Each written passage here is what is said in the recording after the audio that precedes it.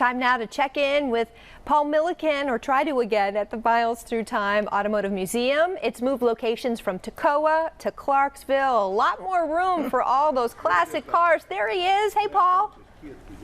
Yes, there is indeed. And Caitlin, I got to blame Tim for the reason you didn't see us before the commercial break, because Tim gets very distracted easily, and there's a lot of shiny stuff around here. I'm the same way. Look, you walk into this place and it's like, ooh, I like that car. No, I like that one. No, I like that one. And that's what the owners want here at Miles Through Time Automotive Museum. Now, we were here about a year ago, but the location was in Toccoa. It's now moved here to the old Clarksville Mill. It's a beautiful location, and the work they've done in here is pretty incredible. And one of the men to thank for that is Truett Phillips. Truett, it's good to see you. Good morning. Well, thank you. It's good to be here. Yeah, and it's great to see you again. So again, last time we saw you, we were in Toccoa. Now you're here in Clarksville. You've done a lot of work in here to make this a kind of a different experience, right? We have, and Sean and our idea is that you can walk through here and maybe granddaddy can come with some of the kids, grandkids or whatever, and say this is the way it used to be, you know, in the general store, or where grandma used to buy her clothes, or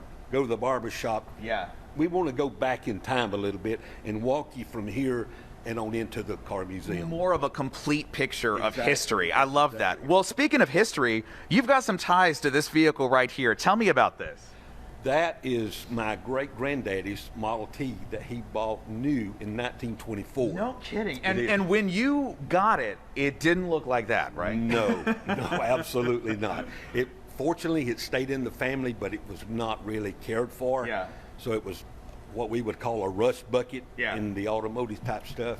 But we're putting it back together, and hopefully in the near future we'll have it where we can be able to ride in it. Yeah, well, let's walk down the lane here a little bit. We're walking by the storefronts that you've built. This is all like locally reclaimed wood too, right? It is, right from the sawmill. No kidding. Yes, absolutely. I love that. And so again, as you walk through, you sort of feel like you're stepping back in time. Now, the cars that you have in here stretch all the way back to 1911. It's a pretty incredible collection.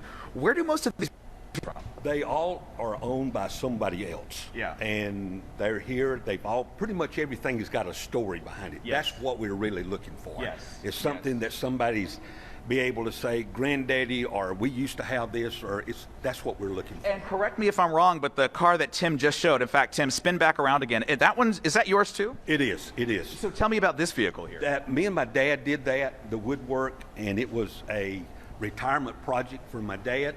So we put it together, and luckily it's been in a movie, The Legend of 5 Mile Cave. No kidding. It has. So very fortunate to be able to have it. And my dad said this, he said, no idea that the Model A would have been able to been where it's been, done what it's done. It's just fortunate to be able to do it. And now in a museum too, which is pretty amazing. And so I think you can kind of speak, since you own some of the cars in here, on behalf of all of the owners. What is it like now to, rather than have these in storage, sitting in a shop or a garage somewhere, you've got it out where everybody can come and enjoy it? Exactly. It's amazing just to hear people come by.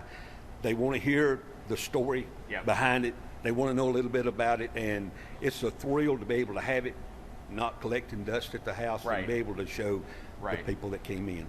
Well, you all have done an incredible job in here. Great to see you again. Thanks for letting us be here. Thank you, Paul. My pleasure. So I got to show you, Caitlin, I found a car. You know, I've been shopping for myself, of course, because that's what I do every morning. And I finally found a perfect vehicle for me. So as you know, I'm not the tallest guy on the block. And when I drive, I'm one of those people, I like to be all the way up to the dashboard. I want to feel the steering wheel on my chest. So check it out. This little one back here, it's like a half-size Ford back there.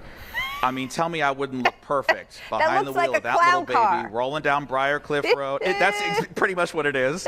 But I think there's probably room for both of us, Caitlin. I'll give you a ride to work if you need. Anytime. I'm more accustomed to being in a rust bucket, as he said. Yeah, okay, we'll give you that one back there then. You got it. The wind in your hair. That's right. That's right.